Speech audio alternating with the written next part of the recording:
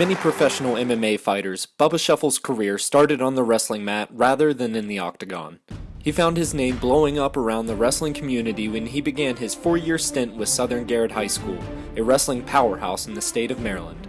Bubba capped off his final year for the Rams with a patented Scheffel backflip after winning his third state championship. The win also cemented Scheffel as the winningest public high school wrestler in Maryland history, tallying 167 wins in 4 years. Following his lofty high school career, Scheffel had plenty of options to take his talents to the college level, but ultimately chose the Virginia Tech Hokies as his new home. After an injury and a year in Blacksburg, Bubba followed in his footsteps of his older brother Brutus and transferred to West Virginia University. Scheffel stepped up as a Mountaineer, surmounting a 72-45 record and advancing to the NCAA tournament 3 times. Shortly after his graduation from West Virginia, Bubba headed to Orlando to train with Fusion Excel to begin his MMA career. As a welterweight, Scheffel moved quickly through the amateur ranks and in October of 2018 made his first professional fight.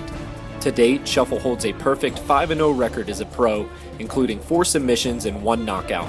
And although the world is stopped right now, Bubba is staying ready to move his way up the MMA ranks. Hello everyone and welcome to the Inside Voice Sports Show. This is Names to Know with Bubba Scheffel. Bubba, thanks for joining us today. Good to be here, man. Good to see you. So Bubba, let's hop right in. You started wrestling at a very young age, probably when you were in diapers. When did it click in your mind that you had a real opportunity to be successful in the sport? It definitely took a while. A lot of it was being pushed in by my dad. I didn't really have much success early on. Started when not in diapers, but when I was 5. Just had you remember how Daryl was. Just had a really good, kind of crazy coach, and just had a love for the sport and everything. And yeah, I mean, I found success probably about my 3rd year, and that's when I started to, start being a little arrogant, a little cocky. But I started to see some success and see that I could compete and could beat a lot of the other kids that were my age and weight. But as far as, a future in the sport, I didn't really think that far ahead. I was just more focused on the here and now. And I actually didn't really even like wrestling that much when I was a kid because my dad and just the grind of practice, getting beat by your older brother and all the other guys in the wrestling room, and then finally when you start to have some success, your dad starts entering you in with the older kids, and then the older kids start beating you up, and yeah, it was just but after a while you start to get comfortable, getting beat, and then you learn to adapt to wrestling the bigger kids, and you have success in spots, and then other times, you feel like, you feel like you're not as good as certain people, but then, we always had success on a national level, so that thought was in my mind of, collegiate wrestling and everything, and yeah, it turns out that when I finally got to high school and was having success there, that was definitely something that I wanted to pursue.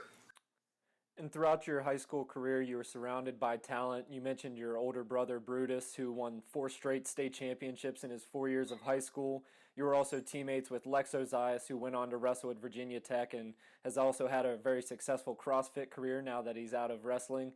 Do you think having these high-level athletes around you at all times helped to develop your talent and success over the years? Absolutely. I don't know what I would have did without those guys. It's crazy. I remember back to early high school and even before, Brutus and Lex had a very good work ethic, and I was kind of, I worked hard, and this is before high school. When I finally, I recognized it was something that I wanted to pursue, and I worked tirelessly, and I put all my effort into it. But I just remember that Lex and Brutus were kind of the standard set for me. They were the model for me to look at and see how you work hard and how you do certain things. And I looked up to both of those guys, and we had a lot of battles. And luckily, I was a little bigger. I got a little bigger, so I got the better of Lex just because I was bigger. But that kid, his work ethic, and you say, now with the whole CrossFit thing, I'm not surprised. Whatever that kid does, he's a beast, and it was awesome to have him on the team as well as his younger brother Coy. And Brutus always beat me up, not just in wrestling, but whatever it was, he was the guy I looked up to, and he was the guy to outside of sports too. Morally, he was just a great person and a good older brother, and he checked me at times when I needed to be checked, and just that practice room and other guys, Ryan Bennett, Fitzwaters, and just all those guys coming through Southern with all that knowledge and stuff. It was a blessing to be a part of that school. Dave Taylor, and like I said before, Daryl Ozias, my dad helping out at times, just yelling at people. I don't really know how much he did as far as the technique, but he instilled some toughness in us, and I know you can attest to a little bit of that, having experienced that and seen those guys. So it was great experience overall, and those guys are definitely helped me shape my game and give me confidence to go to the next level. And speaking of the next level, your final college decision came down to West Virginia University and Virginia Tech. Ultimately, what was the reason for choosing Virginia Tech and then, in the end, leaving and transferring to WVU? The reason, I think, a lot of that was kind of fueled by the programs at the time. West Virginia, Virginia Tech was kind of on the rise. WVU was kind of, you have the good guys. You have Greg Jones, who's incredible. You have, Coach Turnbull, who's been there for a long time, and those guys have done well with the program. But as far as, the trajectory where they were going, West Virginia was kind of this static place while Virginia Tech was on the rise with Kevin Dresser and all those guys there. And I think more or less it was just me wanting to do something different. I grew up around West Virginia University, and I wanted to do something. I worked hard throughout my youth to get to the point where I could, I was looking at other schools. I always wanted to go to Oklahoma State or something or Penn State. But Virginia Tech was a big school that I wanted to go to just to be different, because a lot of my friends went to West Virginia, and it's not that I wouldn't want to be around them. It was more so that I wanted to let my hard work and where I go to college be a testament of, I'm just not another person going to WVU because we're close and all those things. But having been there, and I got hurt in the summer, hurt my knee, had surgery, was out all year. So in a sense, I really didn't even get to wrestle for Virginia Tech. I was just, there doing rehab the entire time. And I knew when I got down there that I had made a mistake. I remember I was there the first night, and I just remember, it's scary, it's a new place, but when reality really sunk in, and I was thinking, I really miss home, and I thought about that entire year, and finally when it came time to make that decision, Coach Dresser was generous enough to grant me my release. And when I got back, when I got healthy, I remember working hard all summer, grinding, and couldn't wait to represent West Virginia in my hometown. And I just felt like it was where I belonged. I guess it took being out and making that decision to realize that. But I'm grateful for it because I made a lot of good friends, and it really gave me a love for West Virginia, my hometown, Garrett County, and everything. So. And you had a lot of success while at West Virginia University, making the NCAA championships 3 times. What were some of your favorite memories from your college wrestling career? Most of the good memories come from just being around the team, and in a sense, you really suffer together.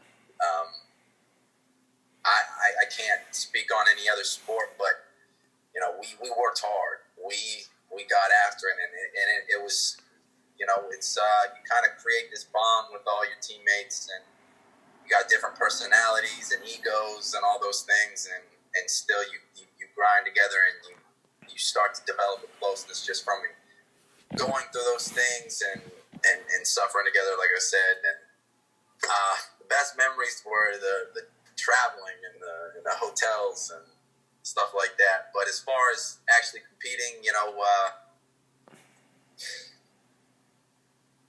big wins against, I remember my sophomore year, we took down Indiana, who was a ranked team, and I remember how excited everyone was for that.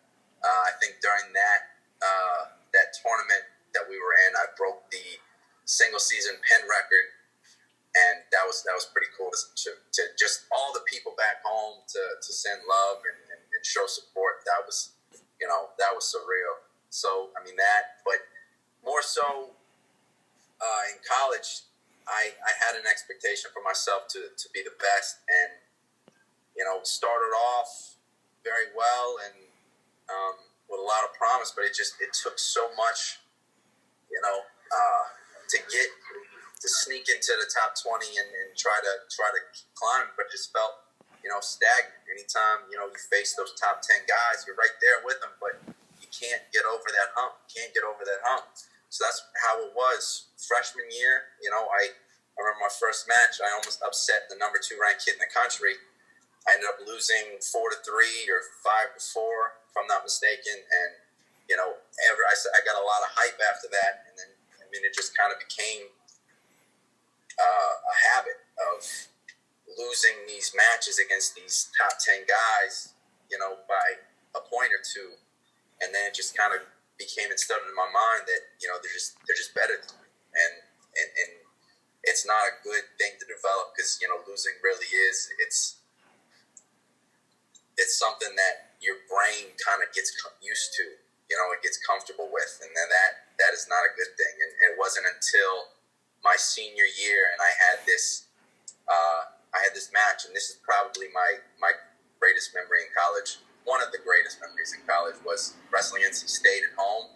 It was at a very bad point in my college career. Granted, I was a starter, and I was winning a lot of matches and always right there, 20th in the country, but we just couldn't get over that hump. And my time's coming to a close, senior year, and we had just wrestled Virginia Tech 2 days prior, and I lost a close match right at the end to one of my friends, Austin Gable.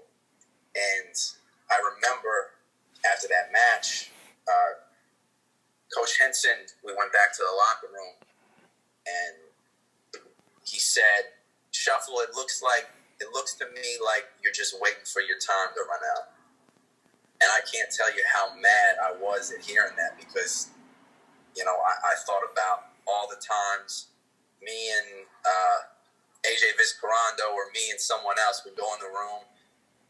It was really dumb. We'd go in the room at 4 o'clock in the morning to get a workout in, when we got a lift at 7 o'clock, and then practice at 2:30. Get no sleep, because we think that that's how you grind, that's how you get better. And we were there putting in work every single day, working our hardest, doing everything we can, studying film, driving yourself insane just to get that to seize that little bit of a gap that people have over you. And I felt so disrespected when he said that. But what was crazy is, I remember we wrestled NC State 2 days later. NC State at the time was one of the best teams in the country. I had a guy who was 25-1 on the season, I believe. He finished 3rd in the nation, and it was just another match that keep it close, but probably lose, because the guy is just better. And I remember that match specifically. All I could think of was being angry at my coach for what he said. I couldn't stop thinking about it. So there's no nervousness before the match. Maybe a little bit, because you have your hometown fans come, your family and everything that come to watch you. And I remember in that match, I got my face busted open. It was a close match. I got kneed in the face, blood pouring. I remember I fell back, because I was dazed. Ref stops the match. I'm sweating a lot, so the blood's spreading everywhere. My face is just covered in blood. And I remember just being so determined to to just finish the match because I could feel him starting to get a little tired. So I go and I put my foot on the line to keep going, to keep wrestling, and the ref's like, hey, you gotta, your face is covered in blood. We gotta wipe it off first. So they come out and trainer rubs the blood off, and there's a huge gash in my head. It's pouring down. So they tape my head up, and then I remember my coach, who at the time I was really angry with, he came out and he was trying to give me like, hey, you're right in there. Do this. And I said, Coach, I got it. I'm going to take him down. I got it. And I remember he's like, okay. So he goes back to the corner, and I remember thinking in my head, I was like, wait, do I got it? You know? And I was just like, yeah, let's go. Let's get this. And I remember almost finishing the match in regulation. I locked up a cradle with short time. It was tied, and I just ran out of time before I took it back for the win. So we go to overtime. I take him down in overtime, and I remember going nuts. I never celebrated after a win before, but that was just like this moment of defeating those demons of doubt and just the frustration that I felt over those 4 years of not becoming the best or not getting on the podium. And then from then on, I just wrestled the rest of the year with so much confidence. And granted, I didn't get on the podium at nationals, but I remember that was I just had a confidence about me after that match. And I upset another person the next week, and I just was wrestling my best wrestling my entire college career. I wasn't any faster, any stronger, any more technical. I just had a little more confidence just from that moment. And that proved to me that I can accomplish a lot more than I think I can. It goes down to belief and faith in yourself, and that's really what kind of woken me to wanting to fight. I always wanted to fight in college, but that's what showed me that I have a lot more to give, and I have a lot more left in the tank if I just believe in myself. Without a doubt. And then in 2017, shortly after your college wrestling career, you chose the MMA path. Was that a decision that was predetermined, or was the sport introduced to you after wrestling?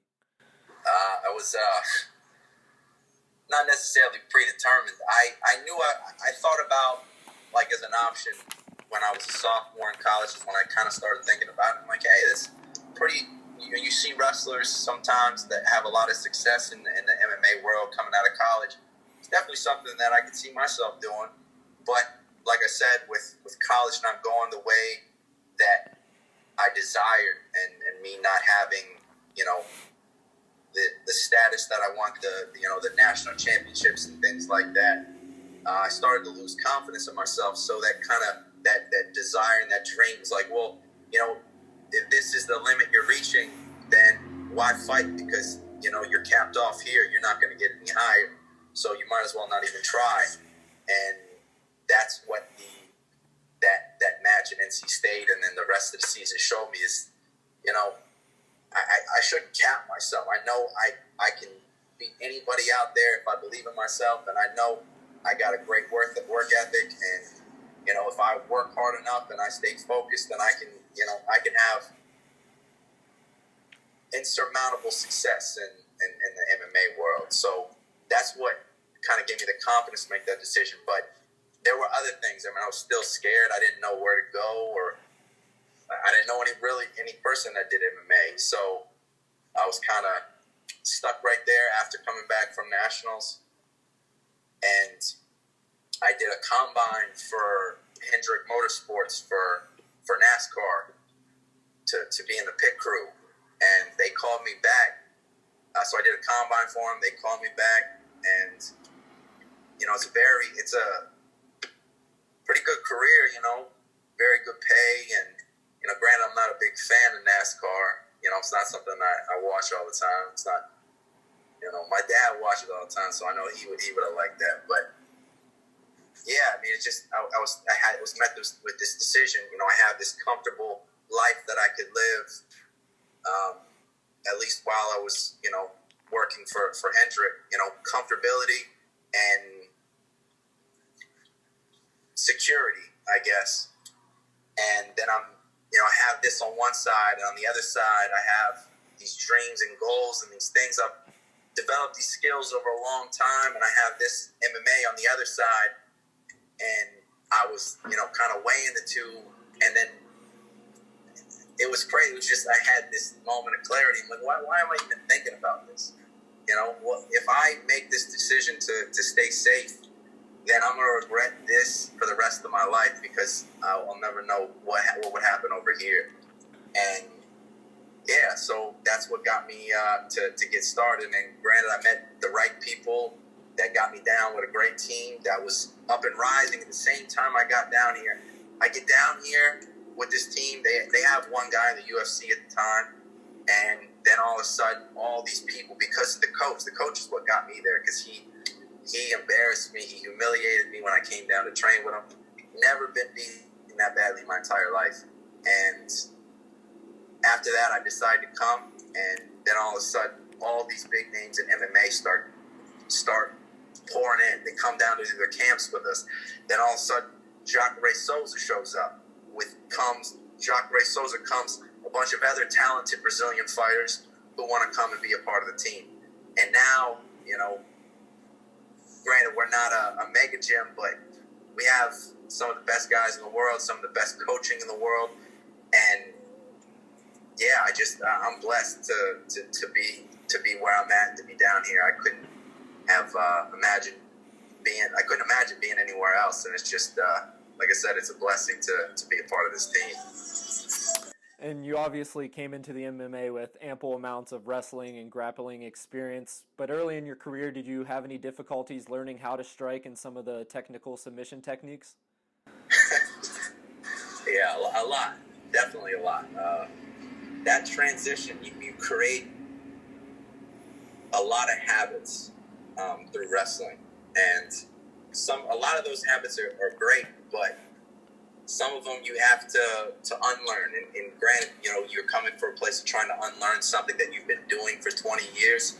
It's difficult. So trying to unlearn, and it kind of goes in the same thing with wrestling. You can have success doing something, a particular technique or something, but then when you go against someone who's good and someone who's high level, then all of a sudden those techniques don't work anymore. So I was having success with other people, but when it came to the upper echelon, the Jacare Souzas, the Julian Williams, my head coach, and some other guys, then all of a sudden those techniques don't work. So, I have to unlearn and keep redoing, keep being a student. And, the striking came little by little. I remember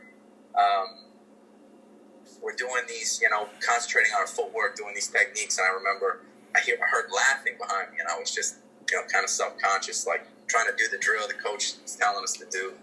And I look behind me, and my coach and my friend Phil are just like pointing at me. They're laughing because it looks so uncoordinated and it just looks bad, And I understand that it does, but that was it was really motivating to me because, I was like, I'm going to show these guys that, I'm gonna be right there with them. I'm gonna be right there with them striking. I don't need just to wrestle. And then I was tirelessly working just on my footwork and my movement. And every single day, it's something that I work on to be fluent. And I'm very comfortable. I always utilize my wrestling in my fights because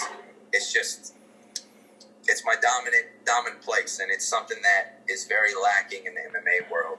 With my opponents, if they don't react on feints for takedowns, then taking the takedown. But I am very confident in my striking as well, and I strike with these guys every day. And I have great coaches in JT and Mike Scroy, and Julian, and a bunch of other guys who've given me advice over the past. Craig Duncan, and yeah, very, very confident when it comes to striking and wrestling and just blending those. It's been a difficult process, but,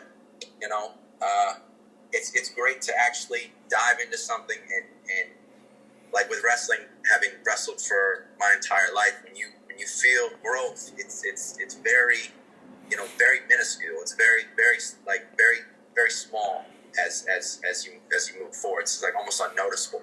Now to being something else where you see progress, visible progress, and you feel it week to week. It's extra motivating, coming from that space of wrestling where you're stagnant for so long, and now you want to implement something, so you practice, and then all of a sudden the next week you're hitting it on everyone. You're landing it and practice against everyone, and that definitely gave me a lot of confidence to keep learning and keep growing.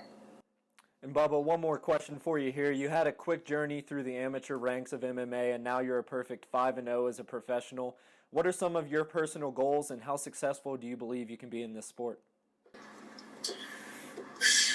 God only knows. We've had a lot of success early. Haven't had much cage time because most of the fights have ended pretty quickly. With the wrestling discrepancy, it's something I lean on a lot. But the days are coming when those guys are going to defend some takedowns, so we're going to get a little bloody, and I'm looking forward to that. But the next fight should hopefully we're hoping it's going to be for the Contender Series. We already got a thumbs up from the UFC, so next fight's going to be. I mean, from here on out, they're all going to be tough. But it's something I knew coming in. This is we're going to be a part of wars, and I'm preparing for them, and I'm excited for them. But I'd like to. I mean, it's my dream, my goal to be more than a fighter. Like a lot of other athletes, I want to be a positive influence, even in such a violent sport. I always want to promote my faith in God, and I want to just be a role model to other people while at the same time beating people up. I know it's a little contradictory, but I mean, I would not want success if it would, at the cost of success, damage my character or who I am as a human being. And I just want to see how far this can take me, and hopefully, I really don't know, but I'm gonna work my butt off, and I guess we'll find out. All right, Bubba. Well, we're all rooting for you. Thank you for joining me today on the show. Can't wait till we can see you again back in the octagon. Sounds good, man. Thank you for having me. Yep. Have a good one, Bubba. God bless. Peace.